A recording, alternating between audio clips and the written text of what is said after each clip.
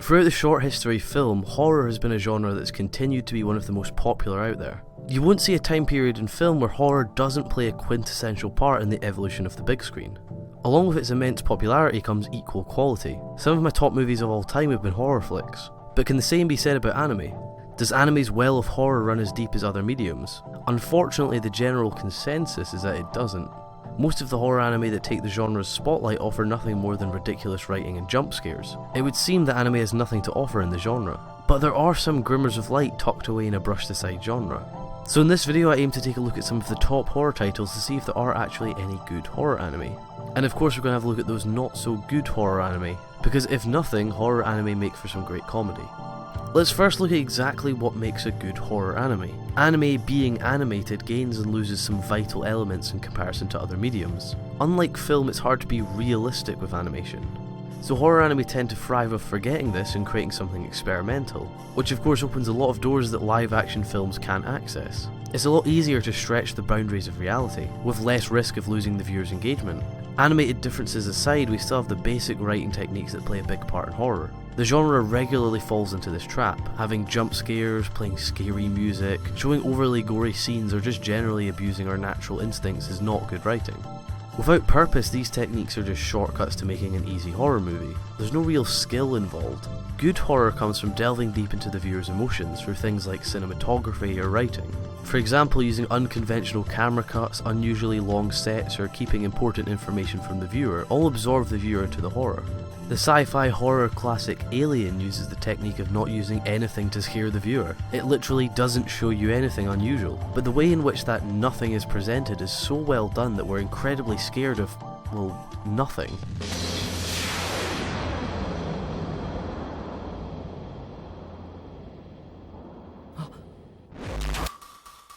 Boogi Pop Phantom is one of the best examples of the horror genre in anime. The series is a very confusing mix of various elements. Just a bunch of short horror stories that are told in a very interesting fashion, that then goes on to link them all together. I don't quite think it's these stories or the writing in general that makes the series good horror. In fact, I felt less intimidated as the series revealed itself. The scariest parts of the series are early on, when the viewer is completely in the dark, both metaphorically and literally. They hold back both narrative information and on-screen information to suck the viewer in. Narratively, it's very simple. They tell the story through confused dialogue, using characters to tell their story through their own messed up perspective. Visually, it's a little more complex. They use all sorts of camera work, colouring and shading to unease the viewer. A lot of the time the main focus of the scene will be obscured by objects or just by darkness. This makes the viewer feel vulnerable and scared, a fantastic visual use of the horror genre.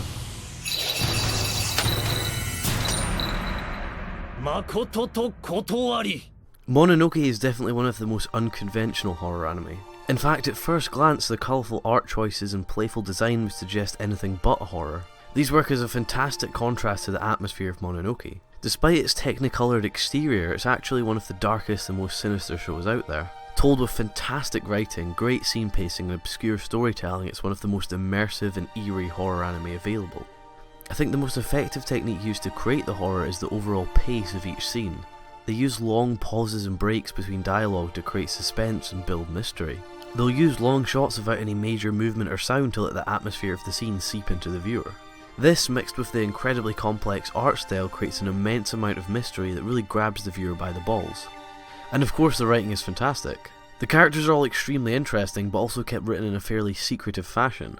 Each arc covers a different mysterious story, while always tilting its head towards its dark roots. Mononoke's ability to use a multitude of different horror styles just adds to the impressiveness. Really one of the top horror anime.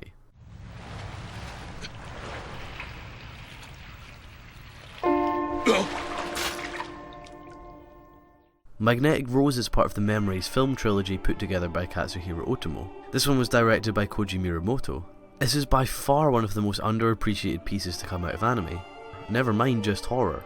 Despite being relatively short for a film, it has massive scale due to its odd ambience and ambitious scale. For me, this was so intimidating because it captured the expanse and the emptiness of space.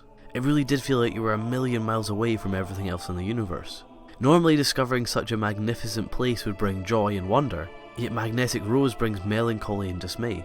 It's as if time itself has stopped, existence has forgotten about this set of memories. Although there is fantastic visual horror, the real horror of Magnetic Rose is the nihilistic sense of emptiness the location gives us, multiplied by the fact that the location is so real, so close to existence, yet completely removed. Although few, these are all fantastic examples of what can be achieved with animated horror. But all too often do we see shows like Mirrai Nikki, Another, Tokyo Ghoul, and countless other horror anime pieces that give the genre a negative tint. Horror is genuinely one of the most interesting genres out there. It can offer so much. Unfortunately, it rarely does. Hopefully this video has shone some light on some of the better titles in the genre, and possibly giving you a new perspective on what to look for in the genre. I'd love to hear what you think about horror anime in the comments. Remember to also share the video and click the like button. And if you want to watch other similar videos, you can click subscribe or any of them on the screen. Thank you very much for watching, and goodbye.